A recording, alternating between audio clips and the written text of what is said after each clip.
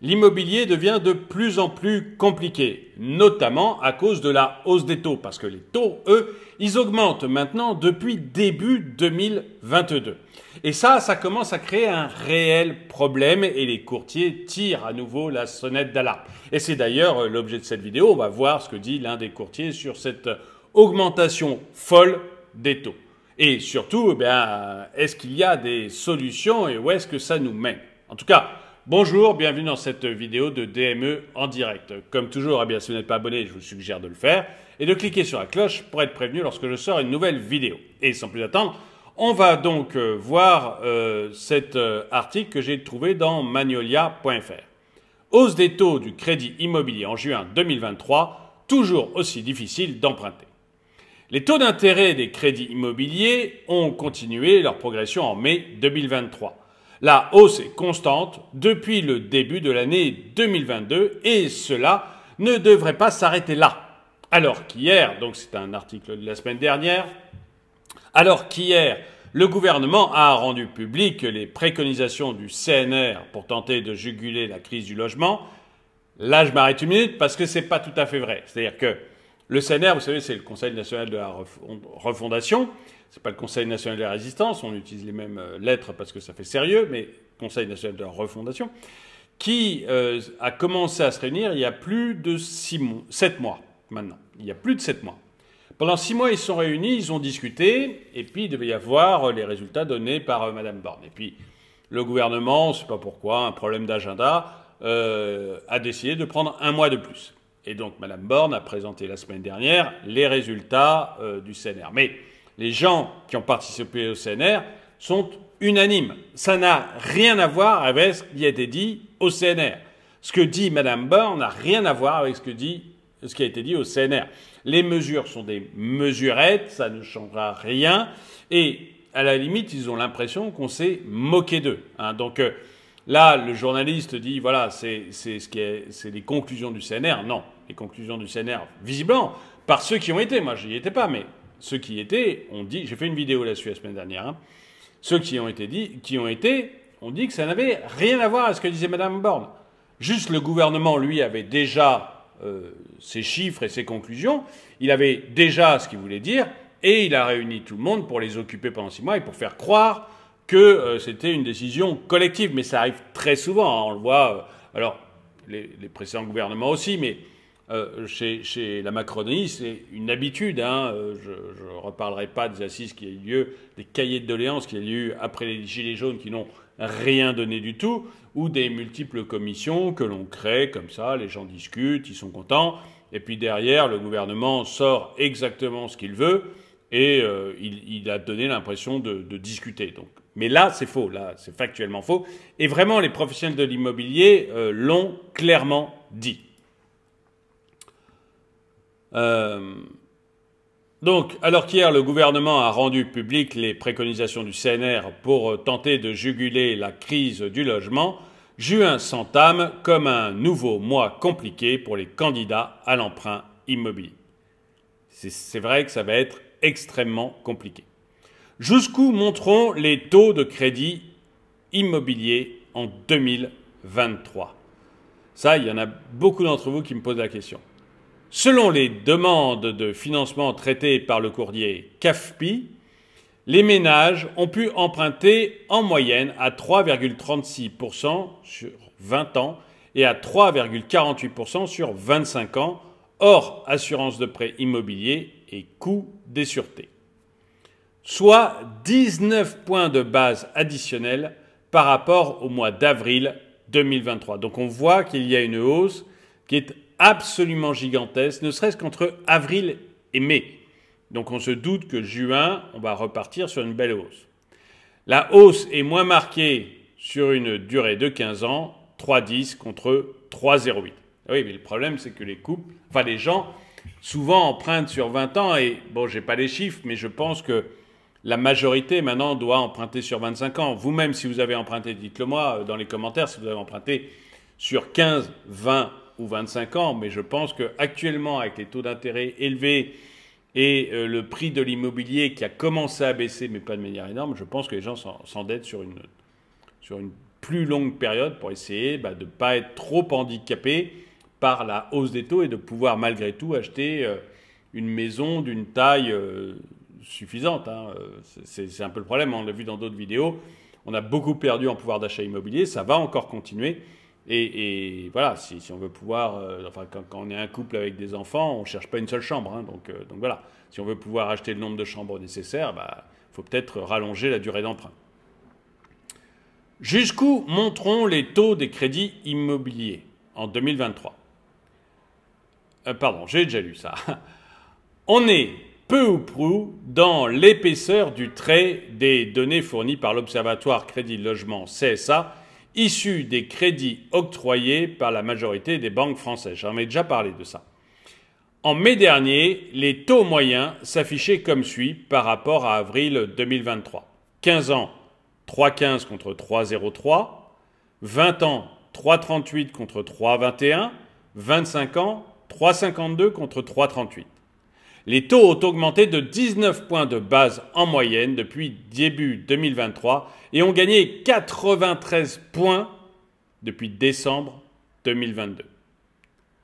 93 points, c'est gigantesque. Hein.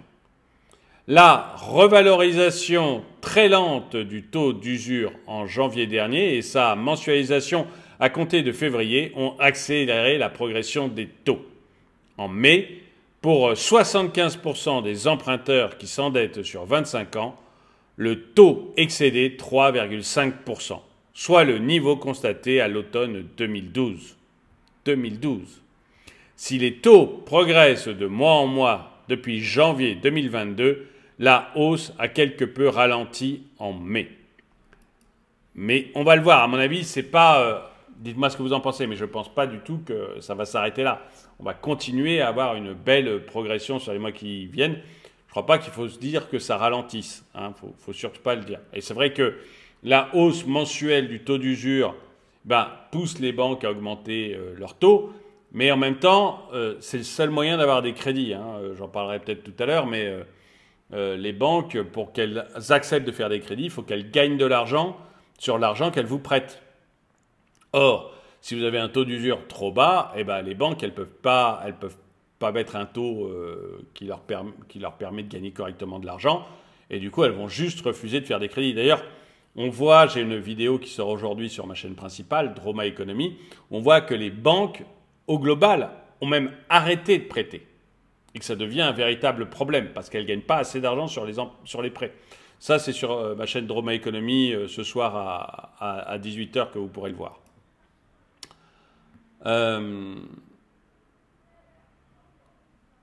Selon les courtiers, les taux vont poursuivre leur marche en avant dans les semaines à venir et s'approcher des 4% d'ici la fin de l'été.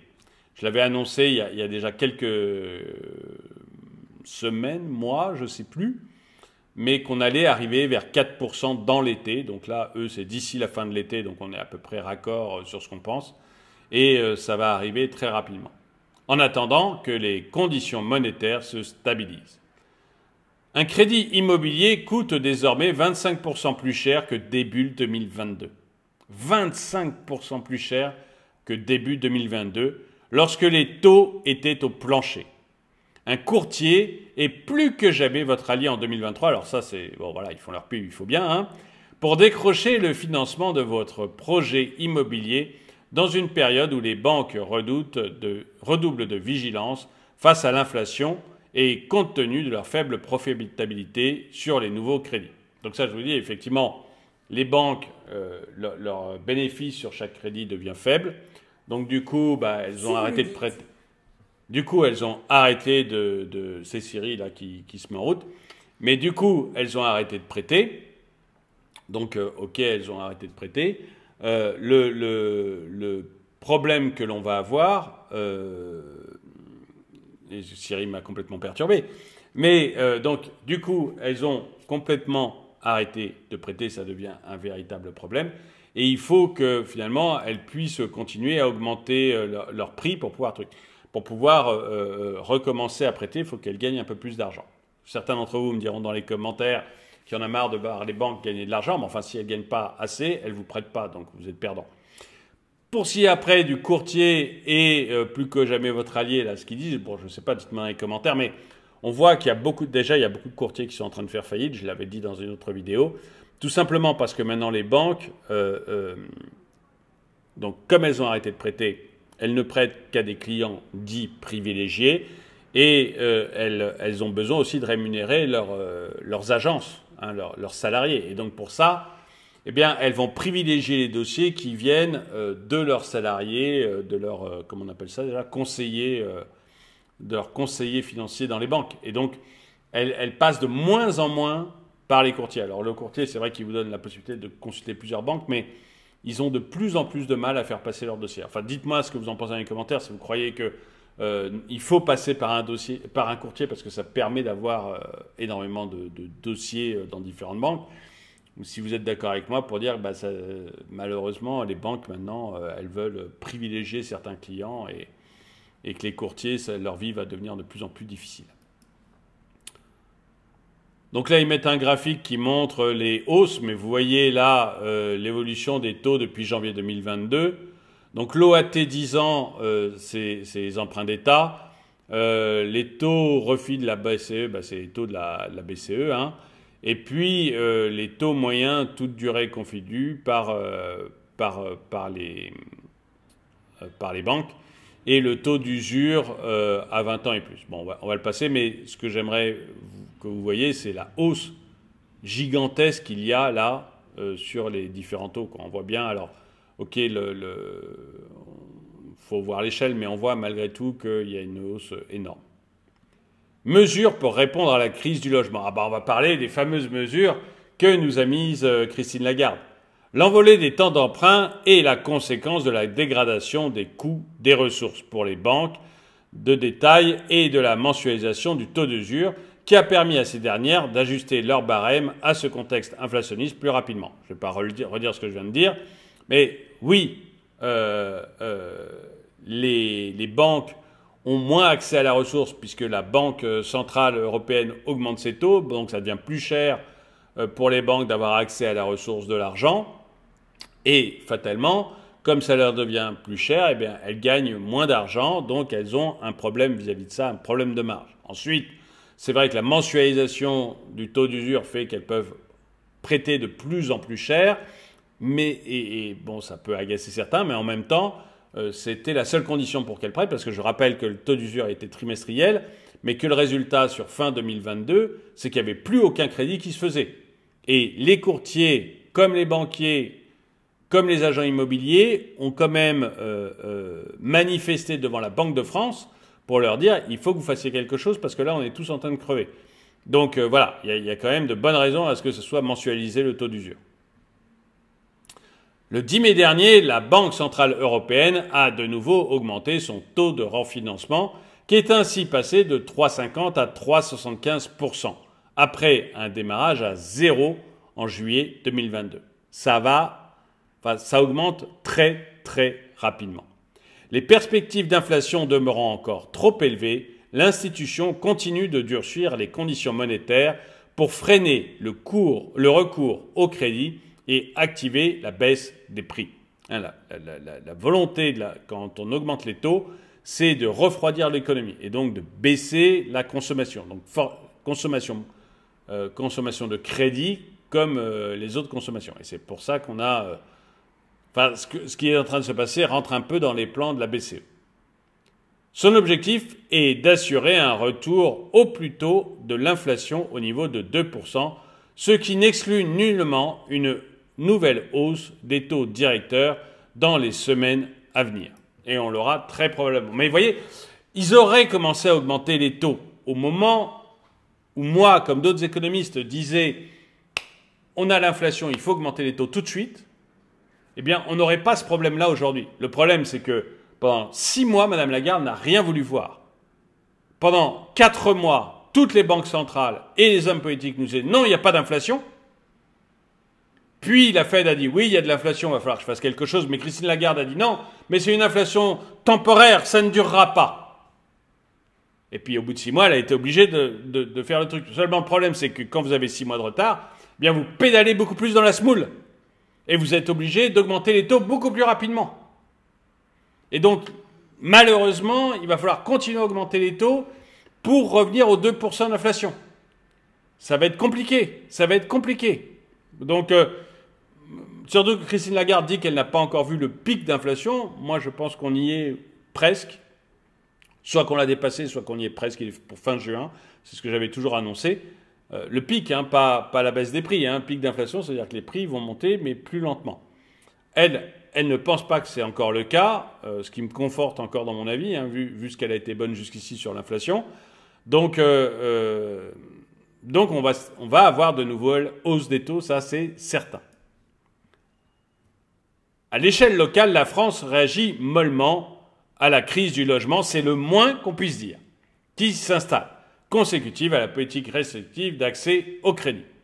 Ça, on peut dire que Mme Borne, elle réagit extrêmement mollement. Détaillé hier par la Première ministre, Elisabeth Borne, donc c'était la semaine dernière, les mesures envisagées par le gouvernement manquent cruellement d'envergure, c'est ce que tout le monde dit. Issues de la concertation qui aura duré 6 mois entre les acteurs du logement et du Conseil national de la refondation, elles sont d'ores et déjà considérées comme des mesurettes par les professionnels. C'est ce que je vous disais. L'électrochoc n'aura pas lieu. Pas question d'encadrer les prix du foncier qui étaient pourtant préconisés. Là, je dis, mais les prix... Enfin, il n'y a pas besoin de déverser de l'argent. On ne demande pas d'argent à l'État. Vous voulez régler le problème de l'immobilier, c'est simple.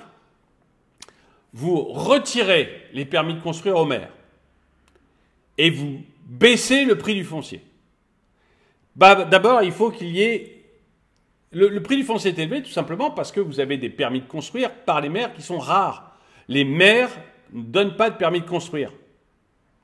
Retirez-leur ça et ça va faire baisser le foncier parce qu'il y aura beaucoup plus d'endroits où vous pourrez construire. C'est ça l'objectif. Hein, plus une denrée est rare, plus elle est chère. Eh bien, la France, ça manque pas de kilomètres d'herbe. Hein.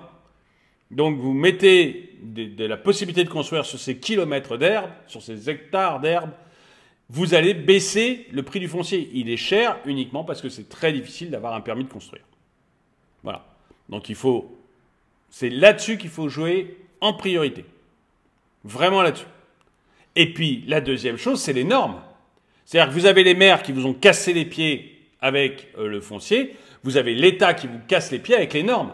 Si vous mettez des normes écologistes pas possibles, ben, fatalement, vous allez augmenter le prix de la construction. Si vous dites, vous obligez tout le monde à beaucoup mieux isoler sa maison, notamment avec, vous savez, le fameux DPE, si vous voulez louer, vous ne pouvez pas être en G, puis ça va passer F et puis E, bah, fatalement, vous allez d'abord retirer des biens de la location, donc ça va devenir compliqué pour les locataires, mais en plus, les biens immobiliers qui vont se vendre, soit vont se vendre à des prix sacrifiés parce que les gens ne veulent pas faire les travaux, soit ils vont faire les travaux, mais alors vous allez avoir une explosion des prix. Si vous voulez faire de l'immobilier pas cher, ce qui est la demande française, parce que le but avant tout c'est de loger les gens, si vous voulez faire, de toute manière le but c'est toujours d'avoir l'offre la plus vaste possible, hein, parce que comme ça la demande, donc vous, propriétaire ou locataire, enfin propriétaire qui voulait devenir propriétaire ou qui voulait devenir locataire, eh bien si vous avez l'offre la plus grande possible, vous la demande, vous pourrez choisir à quel prix vous voulez bien acheter ou à quel prix vous voulez bien louer. Et le type d'appartement, de maison que vous voulez. Or, là, tout est fait pour réduire l'offre. Vous faites peu de foncier, bon ben voilà, c'est terminé, le prix va exploser. Vous mettez des normes terribles, le prix du neuf va exploser. Mais en plus, sur l'ancien, vous allez réduire considérablement le nombre d'appartements ou de maisons à louer. Donc c'est une catastrophe pour l'immobilier. Ce que doit faire l'État, c'est de desserrer son étreinte. Vous savez, vous connaissez maintenant tous alors après il y a les taxes, etc. Mais vous connaissez peut-être le mot de Reagan, hein, quand quelque chose marche, réglementé. Si ça marche encore, taxé. Et si ça marche plus, subventionné.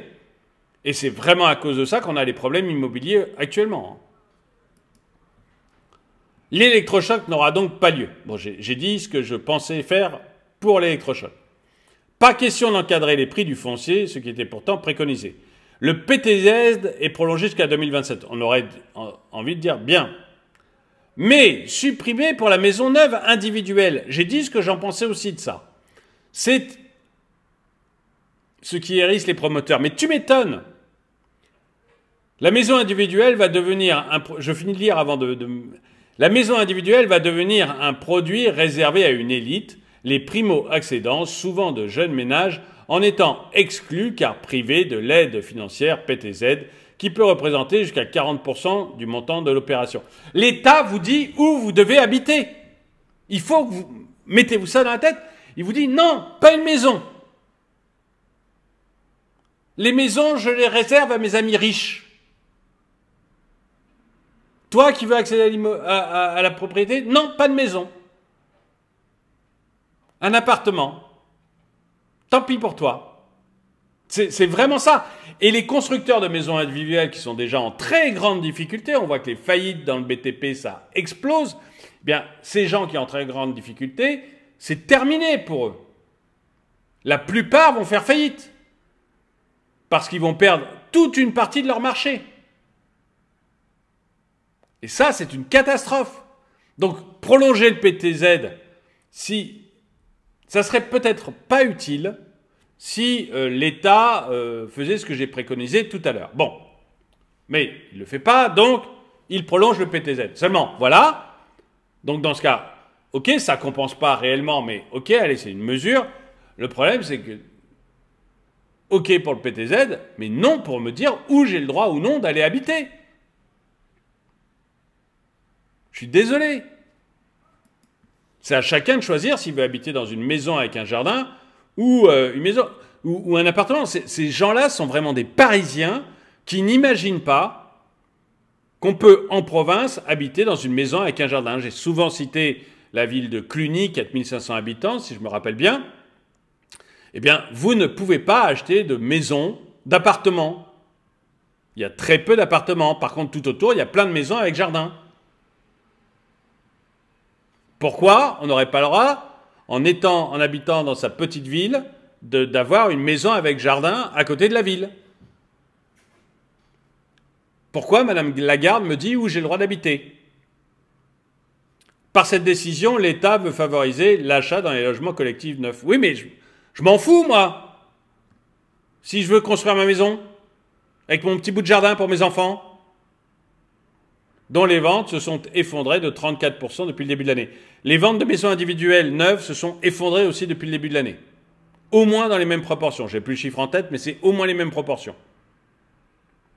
Alors ça veut dire quoi? Le promoteur de maisons collectives, c'est quelqu'un de bien, il faut l'aider. Et puis celui de maisons individuelles, c'est un salopard, il faut le faire mourir. On est loin des désirs des ménages pour qui l'habitat a pris une autre dimension depuis la crise sanitaire du Covid. Les maisons dans les communes petites et moyennes et en zone rurale suscitent un vif engouement. Et 51% des Français veulent habiter dans une maison avec jardin. Donc pourquoi vous voulez les contraindre? Mensualisation du taux d'usure jusqu'à fin 2023. Parmi les mesures annoncées retiendra la prolongation de la mensualisation du taux d'usure jusqu'à fin 2023, alors qu'elle devait initialement s'arrêter à terme en juillet prochain. C'est pas sûr parce que d'abord c'est la Banque de France qui décide. Donc ça c'est typiquement le genre de mesure qu'annonce le gouvernement alors qu'il n'a pas la main dessus. Le gouverneur de la Banque de France est seul à décider. Il est indépendant. Donc là, Madame Lagarde, elle met juste un sticker, regardez comme le gouvernement travaille, sur quelque chose que les autres font, pas sur ce qu'elle fait. Et d'ailleurs, elle a précisé lors de la conférence que c'était pas certain et qu'il fallait qu'elle demande l'avis de la Banque de France. Mise en place de manière temporaire depuis février 2023, la révision mensuelle du taux plafond est censée faciliter l'accès au crédit immobilier en permettant aux banques d'ajuster plus régulièrement leur barème en conséquence des contraintes monétaires. Le taux d'usure en juin 2023 s'affiche à 4,68% pour les prêts d'une durée de 20 ans et plus. Le gouvernement s'est dit par ailleurs favorable à un assouplissement des règles d'octroi du crédit immobilier. Problème, la décision appartient à la Banque de France. C'est pas tout... Bon, enfin non, je finis le paragraphe. Problème, la décision appartient à la Banque de France qui, pour l'heure, refuse toute concession à la marge sur le taux d'endettement, 35% des revenus nets, assurance emprunteur comprise, et de la durée de remboursement à 25 ans. Le régulateur doit se prononcer le 13 juin prochain. Donc on aura bientôt les résultats, mais ce n'est pas tout à fait vrai. Je reviens sur ce qui a été dit lors du dernier paragraphe. Ce n'est pas la Banque de France, c'est ceux qui ont la main là-dessus, c'est le Haut Conseil à la stabilité financière. C'est à la fois le gouverneur de la Banque de France et Bruno Le Maire. Et c'est Bruno Le Maire qui a dit qu'il n'était pas favorable au fait d'augmenter l'endettement au-delà de 35% net, du revenu net. Je pense qu'il a raison, parce qu'on ne va pas aller surendetter les gens, donc pour moi c'est plutôt bien, mais même s'il y a des situations exceptionnelles et qu'il faudrait avoir plus de dérogations sur les situations exceptionnelles, mais c'est pas, il ne faut pas mettre ça sur le dos de la Banque de France. Bruno Le Maire qui l'a dit. Et après la durée d'emprunt, effectivement, moi je pense qu'on pourrait complètement lâcher la durée d'emprunt, que c'est pas une question, c'est pas une question en soi, la durée d'emprunt. Je répète ce que je dis d'habitude, c'est que vous pourriez vous endetter sur l'immobilier à 50 ans. Hein, c'est pas, si vous le décidez, bien sûr, hein, mais qu'est-ce qui se passerait au bout si par exemple vous décédiez entre-temps? Eh bien, tout simplement, soit vos enfants referaient un emprunt pour compléter la maison, l'achat de la maison, soit tout simplement ils vendraient la maison, rendraient la part de la banque, la part qui lui revient à la banque, et garderaient le reste. Le bien immobilier, il ne décède pas au même moment que vous. Du coup, être emprunté sur une très longue période sur un bien immobilier, c'est vraiment pas un problème. Ce qu'il y a, si vous êtes d'accord de le faire, bien sûr. Je ne dis pas qu'il faut forcer tout le monde à emprunter à 50 ans. J'ai vu des commentaires qui avaient l'air de dire ça, mais c'est pas ça. Il ne faut pas forcer tout le monde à emprunter à 50 ans. Mais quelqu'un peut se dire, tiens, bah moi j'aimerais une maison beaucoup plus grande, j'ai besoin de beaucoup plus grand, j'emprunte sur 50, 60 ans. Et si je décède, c'est pas grave. Mes enfants, soit vendront la maison, soit décideront de poursuivre l'emprunt. C'est pas un problème en soi. La banque, elle, touchera son argent. Mais moi, ça me permet aujourd'hui d'avoir beaucoup, beaucoup plus grand. Alors, je sais qu'au début, j'ai payé énormément d'intérêts et beaucoup moins à la fin. Donc, je vais avoir pas mal d'années où j'ai payé beaucoup, beaucoup d'intérêts. Mais c'est mon choix personnel. Vous voyez, après, c'est le choix personnel de la personne qui emprunte sur 50 ans. C'est son choix à lui. Voilà, il fait comme il veut. Donc, mais vous voyez, tout ce que doit, à mon avis, faire la Banque de France et la banque, c'est juste vérifier que le client soit solvable, donc vous avez les 35%, là c'est très bien, et vérifier que si jamais il y arrive un accident, donc le client ne peut pas payer ou le client décède, et ben à ce moment-là, la maison, le bien existe toujours, donc il y a toujours l'hypothèque sur le bien, ce qui fait que la banque peut être payée. Bon, bah c'est le cas avec de l'immobilier. Donc c'est pas, vous voyez, c'est pas une voiture qui ne vaudra plus rien dans peu de temps. Donc voilà, je pense que là, il y a vraiment quelque chose à faire sur la durée d'emprunt. Enfin, en tout cas, dites-moi, vous, ce que vous en pensez. Est-ce que vous pensez comme moi qu'il faut effectivement lâcher la contrainte par rapport au maire et au droit et au permis de construire, lâcher la contrainte sur les normes, notamment les normes écologiques, pour pouvoir faire baisser les prix, notamment du neuf, mais aussi avoir plus d'appartements à louer.